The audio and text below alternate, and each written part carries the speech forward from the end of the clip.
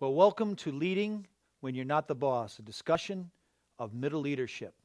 For 6 sessions, we've been talking about the role of the associate pastor, that middle leader, and his opportunity, the excitement he has to influence his organization. We've been talking about the responsibility that the middle leader, the associate pastor, has to the senior pastor in doing his mission and fulfilling it, and being an influence and using his abilities and talents to benefit the entire church. Now, in this last session, we want to turn to the responsibility that the senior pastor has to his associate pastor and to the rest of the staff. We're calling this session a message to middle leaders. You know, the Bible says that the associate pastor has a responsibility. We've read scriptures about how a servant is to be towards his master. But you know, it's funny, in many places there, it says that after it talks about that, it says things like this. Ephesians 6:9 says this, "And you, masters, do the same things to them, giving up threatening, knowing that your own master also is in heaven, and there's no partiality with him." The responsibility of the senior leader, the senior pastor, to his staff and to his pastors. Colossians 4:1 says it this way, "Masters, give your bondservants what is just and fair, knowing that you have a master in heaven." Now, in my church, I have one of the responsibilities that I have, and I've raised up some other people to help me with this, but we do premarital counseling, pre-marriage counseling for those couples that want to get married. Now, in the process of doing the pre-marriage counseling, I'll talk about the needs of the husband, with the wife, the needs that the husband has in that relationship. I also talk about the needs of the wife. Now, the problem may arise when the husband thinks about his needs, as I described them, and he has this sense of rights towards, yes, you ought to meet that need in my life. Or the wife hears about her needs and she is expecting her husband to meet her needs. The real success of that marriage is going to be on not focusing on your right to be ministered to according to your needs, but it's according to your responsibility to meet the needs of your mate. Now, listening to this session, you may be an associate pastor, and you may say, yes, this my senior pastor needs to hear this. He needs to be this towards me. And you as a senior pastor may have been saying throughout these 6 sessions, yes, this is what an associate pastor ought to be to me and to our church. I challenge you today to be one who focuses on your responsibility. You as an associate pastor, focus on what you're supposed to do and what responsibilities you have to your senior pastor and to the church. But pastors today, I really want to challenge you on the responsibility that you have to your associate pastor and to those around staff. Let's look today at 2 areas. Professionally, the message that a middle leader has towards his head leader, and also personally. So this is a message from the middle leader to the head leader. And that's the way that I'm going to do this last session. Let's look at number 1. What is your vision, your mission, your core values, and your expectations? Let me know how I fit in, and what are the rewards and consequences. I want to follow, but I need to know where you are going. Don't just take on a staff pastor because you like him, you think he's going to be loyal to you. You've got to be ready to give him some direction about what he's going to be doing and why you want him to do it. Don't keep your leaders in the dark, but give them a candle, give them a way, give them a light to light their path.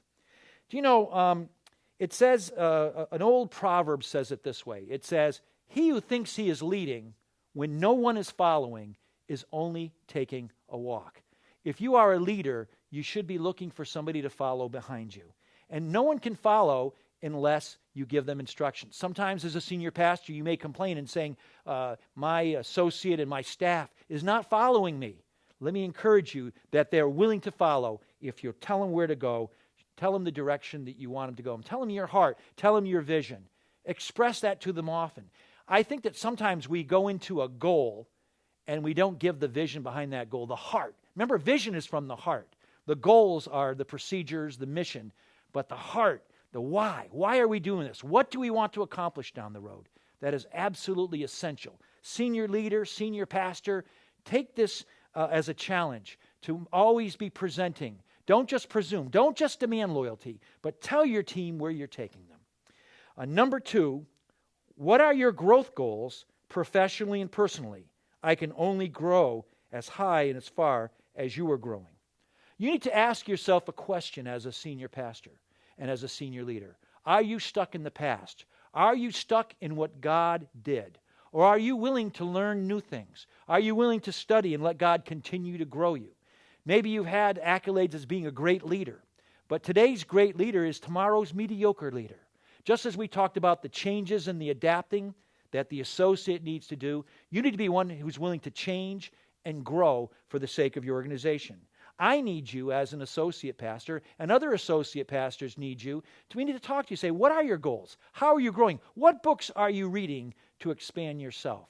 Because, again, I want to follow you. I want to grow along with you. Number 3, trust me and empower me and give me freedom to make mistakes. If you are hands-on with my duties, I will be frustrated. You hired me to do a job. Let me do it. Let my authority match my responsibility to ability to perform jobs successfully. When there has already been earned trust, I know that a senior leader needs to take some time to really trust his associate, to trust his staff in releasing responsibilities. Sometimes you're maybe a little hesitant, you're not sure. But once that leader gains your trust, you need to fully release that. You need to certainly inspect, you need to meet and talk about it, but you don't need to be hands-on, because if you're hands-on, you will frustrate that leader. You will actually get him to the place where he will not want to do as much in that area.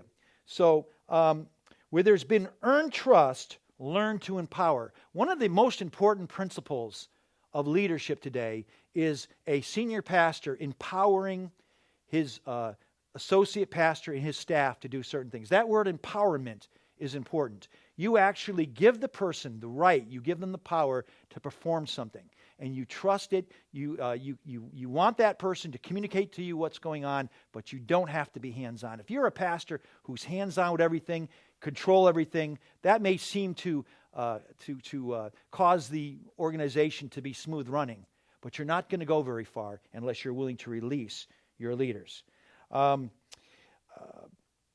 You have exposure to other great leaders. You have meetings and you have luncheons with leaders. Let me be exposed to them also.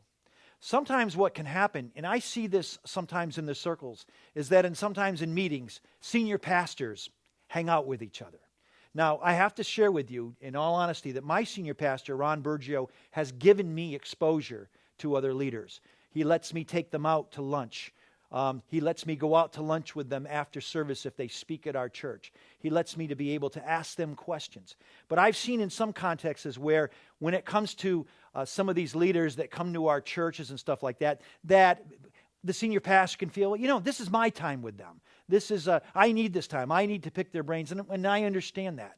But you need to make sure that you give time for your leaders to also have some time with these great leaders. That will inspire them. That will let your staff pastors and your leaders know that you value them, that you don't want them just to be yes people, that you want them to grow within the organization. So expose them to good meetings. Expose them to luncheons.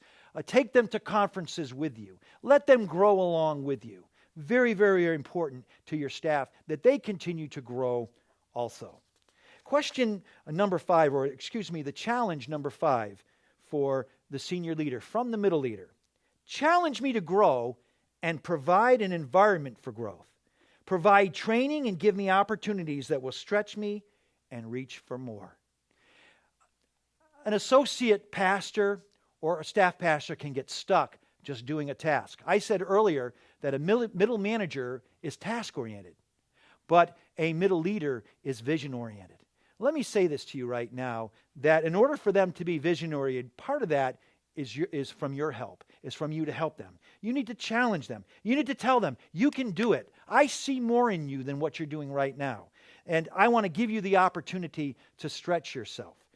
My pastor has been good at giving me opportunities and that will stretch me and reach out for more. You need to be as Jesus was to Peter and say, you are Peter, but you shall be a stone, and see the potential of your leaders. You need to challenge them to grow. You need to challenge them and say, I know that you can do this. I know that you can do more than you're doing. Now, there's some people in your organization, they are people who can just do a task, and you need to appreciate them and love them. But when you have a leader that has ability, maybe they're afraid, maybe they're apprehensive, challenge them. Provide an environment for them to grow. Number 6, don't go around me. This is very, very important. Don't go around me to correct a problem I am responsible for. If I fail to meet your expectations, tell me, not someone else. Matthew 18 works both ways. You want me as a leader to come to you when I'm concerned about something, then come to me. You know, something that can happen in a church sometimes is that the people in a church will come to the senior pastor to complain about the associate or to complain about the staff. And there's a great temptation on a senior leader and a senior pastor to just go around them, to just fix it. Well, let me tell you something. You can do that, but you will dishearten your leader, and they will not be able to grow from that situation. My cry is, make me responsible. Make me responsible for that. I will fix it. Challenge me. Say, this is an area that you need to fix, and I will fix it. You know, when an associate pastor and a staff person has the right heart, they want to please their senior leader. They want to be loyal. The problem is you can cause disloyalty in your leaders by going around them. They could say, oh, you don't trust me. You don't trust me to do this. So go to your leader. Sit down with them. Tell them where they're doing well. Be like Jesus in Revelation chapter 3. He talked to the church of Ephesus and he said, you're doing this right. You're doing this right. In your meeting, here's over this area is good. Here's an area where you need to correct. Don't just level your leader, but commend them where they need to be commended, and then bring correction where correction is needed. If you will do that, then you won't dishearten them. You will not take the air out of them for doing things for you. Your leaders want to serve you. They want you to be excited about what they're doing. So don't go around them.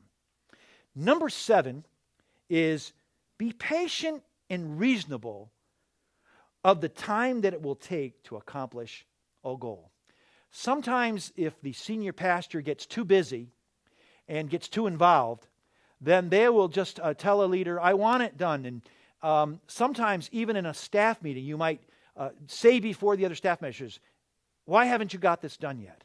Why isn't this done? I ask that this is done. You need to, when you give a goal to somebody, you need to establish a time where that goal can be accomplished. And you need to be reasonable about the time that it will really take. Remember the story of the mouse in the room. As a senior leader, you're only interested that, there's a mouse in the room. We got to get rid of the mouse. But your staff has to find out what the real problem is. They want to make sure that there's not another mouse in the room next week. So they may have to do a little bit more work. They may have to do something in taking down the wall and finding out if there's a nest of mouses there. Or if there is something where there's a crack in the wall. So you've got to work with your staff. Don't just expect them to get something done in time. If it takes more work, give them grace. And because you really, the thing of it is you want them to accomplish a goal in a way that all the team members feel like they're appreciated for what they do. Now, I'd like to speak to you for a few moments personally. Personally, this is a message from the associate pastor, the middle leader, to the senior pastor, the head leader. Number 1, don't be threatened by my successes. When I win, you win. Everybody wins. Just because I am progressing doesn't mean it is time for me to leave. Do you know that when a staff person begins to really shine, sometimes that can be a threat to the senior pastor. Now, I know there's always that fear of Absalom being on the rise. Oh, people are saying they really like this person, they're really popular. Sometimes a rising star in an organization who's from the middle can cause the senior pastor to be nervous. You need to measure whether that person is an Absalom or if they're really a David that really wants to serve, a David that is shining, that is beginning to expand, that is beginning to use their abilities. The tragedy is in many churches, when that associate, when that staff person begins to shine, there's a sense of expectation that it's time for them to leave. Don't just presume that. Let it be that person could be of greater benefit for you in the days ahead. There was Absalom in the Bible who was a rebel against a leader. But there was also Saul, who was jealous towards David.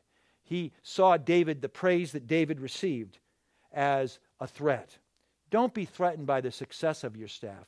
Celebrate it. Keep an eye on it.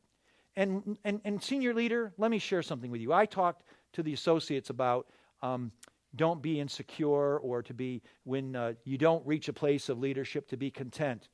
Don't be secure when your associates or your staff are successful. Don't get insecure with that.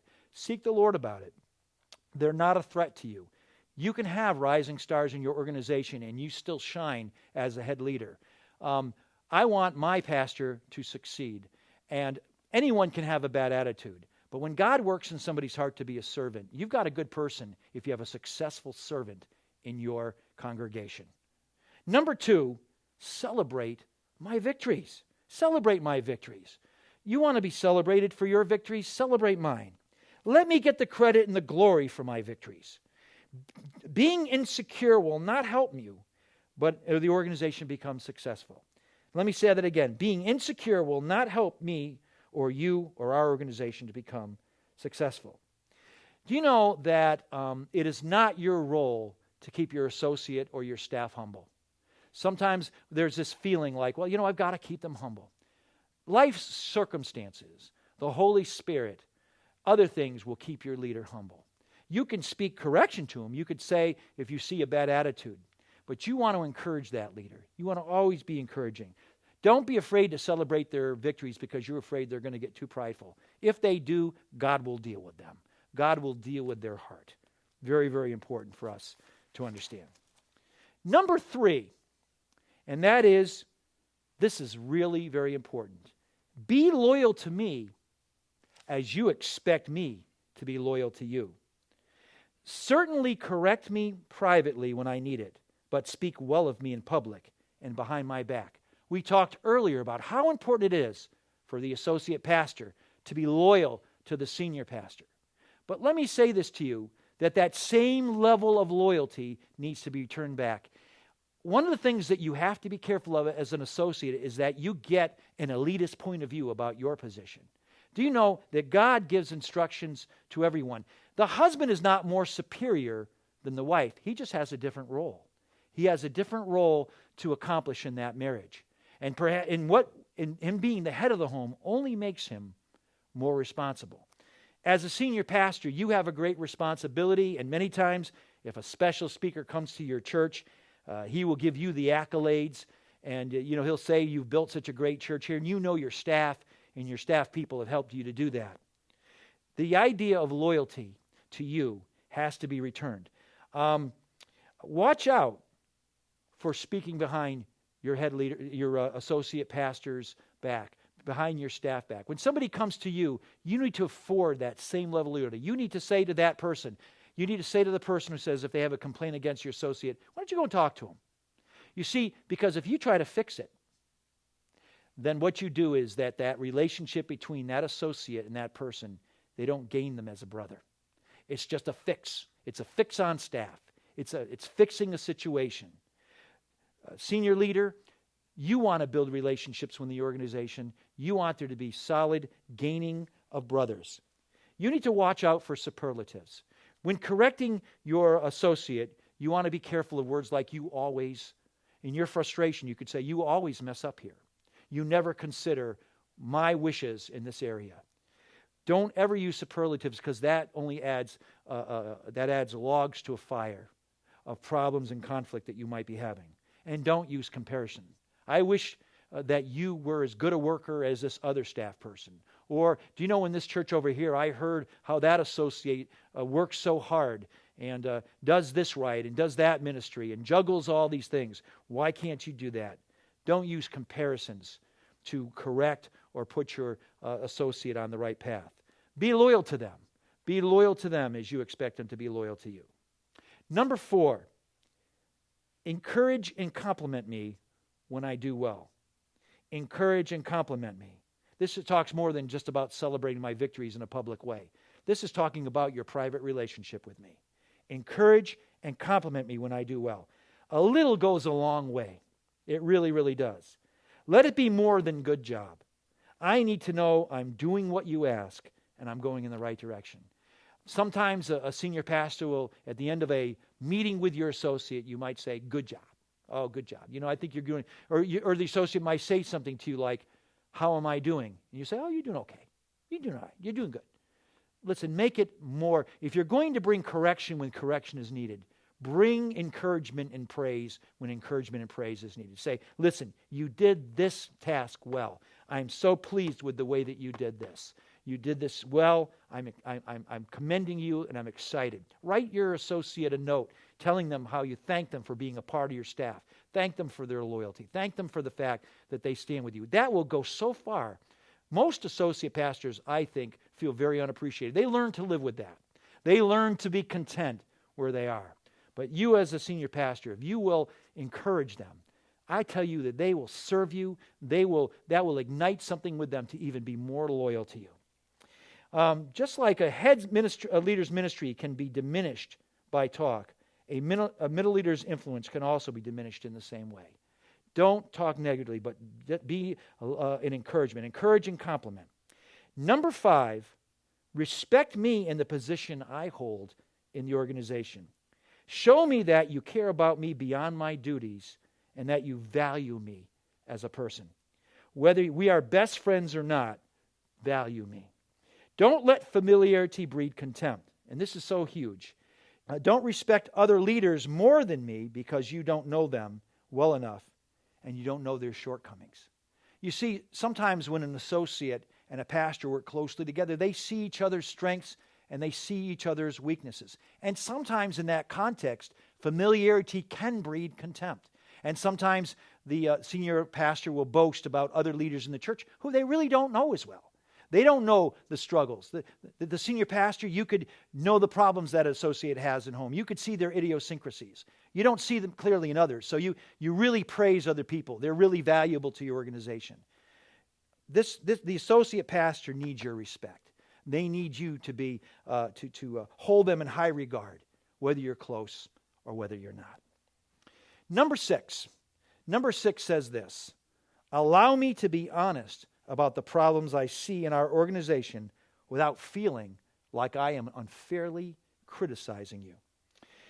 Loyal people will ask questions to make things better. I promise I will try to be a part of the solution. One of the problems can be there are some people in the church that will come to you and all they do is complain. They don't really care about a solution. They just want you to feel what they feel. But I instructed the associates to go to you and have a solution in mind. Sometimes the associate sees things, and you might take that as a complaint or that they're coming against you negatively. Listen, loyal people will ask great questions to make things better. Loyal people will ask great questions to make things better. And I promise to be part of the solution. If your leaders think you are sensitive, they will not come to you. And they will keep it in. And eventually, this is where it comes out somewhere else. If you constipate the feelings and the views and the ideas of your associate, it will come out somewhere else. Or the associate will leave out of frustration and doesn't have to leave. So be a person that is being seen as being open to what it is that they have to say. Yeah, sometimes you might feel a little sensitive about what they're saying, but be open because that will go a long way with your staff and with your associate pastor. Number 7, tell me how I can carry some of your load. I care about you and want you to succeed. Senior pastor, senior leader, I want to share with you right now that no one is perfect. But I can tell you that if you have a loyal associate with you, a loyal associate pastor, he just wants to know how he can carry your load. Sometimes because of what the devil is doing and there's struggles in the church, the senior pastor can kind of go into himself. Maybe he even shares all of his load with other pastors. He has a few friends, and you need those pastors outside of your church. But I'm telling you that this associate pastor wants to carry your load. I care for you, and I want you to succeed. As we conclude both this session and this series, let me share a couple of thoughts with you in closing. First of all, don't let little foxes spoil the vine. That is a powerful thing from Song of Solomon, chapter 3. Well, what does that mean? Well, the writer of the book of the Song of Solomon was looking out at crops. Now, if any of you have seen crops, there could be bigger animals that you can see, and you could see them chewing at the vines, chewing at the grapevines. But so you can shoo them away, but you don't see the little foxes that are underneath and digging up the roots.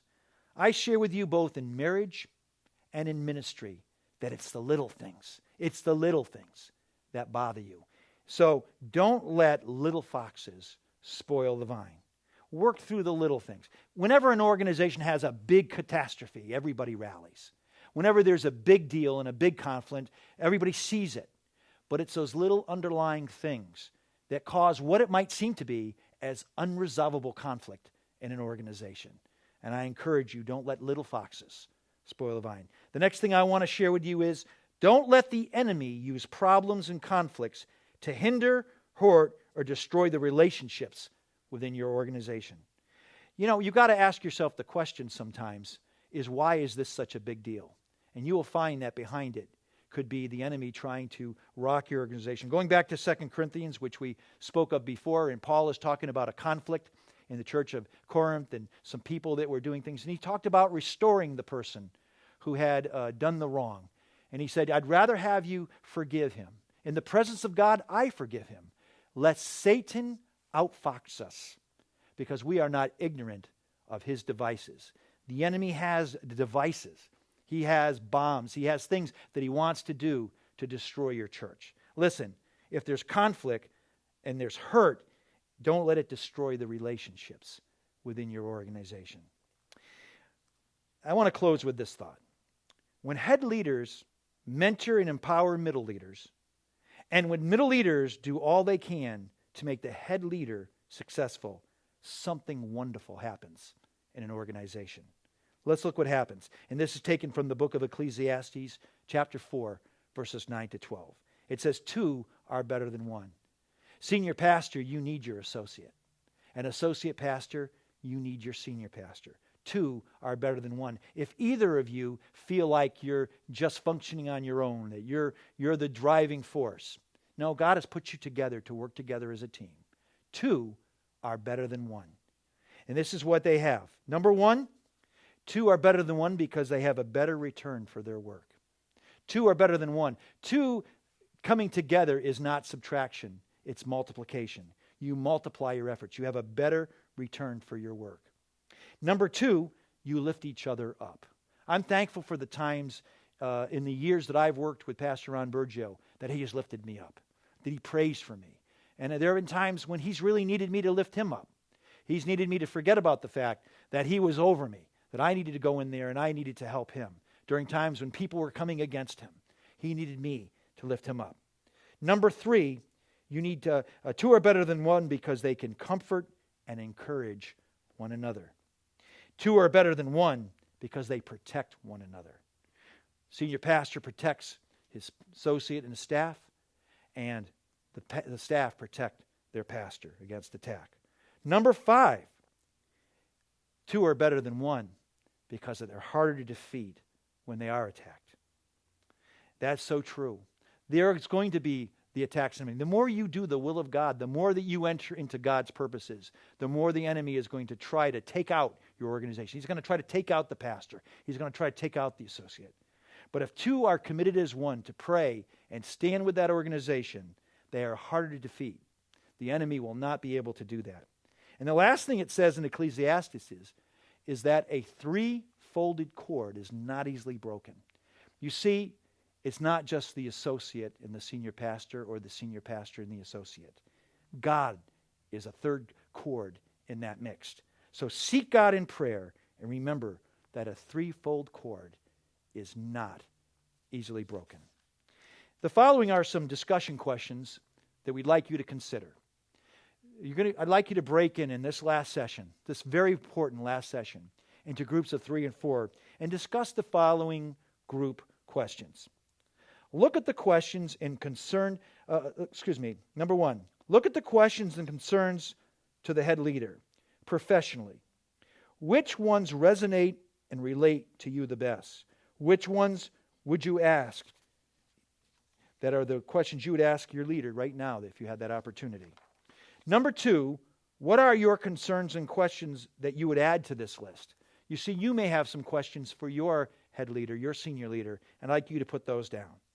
Number three, if you are a head leader, how do these questions affect your relationship with your middle leader and other workers? How would you respond if they were expressed to you? How do you respond if the questions in this chapter were expressed to you? I want you to think about that. Maybe these questions should be made up on a sheet and you should go over them with your associate pastor and your staff. Number four, what happens when head leaders mentor and empower middle leaders and middle leaders do what they can do to make the head leader successful? Two are better than one. Let's close in prayer. Well, Father, we want to thank you for this series of equipping the middle leader and also encouraging and challenging the senior leader. Lord, we believe that you have great things in store for your church around the world.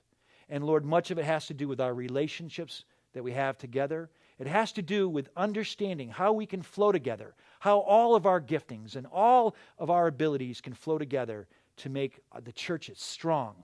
You said, upon this rock I will build my church, and the gates of hell shall not prevail against it. We thank you for this. In Jesus' name, amen.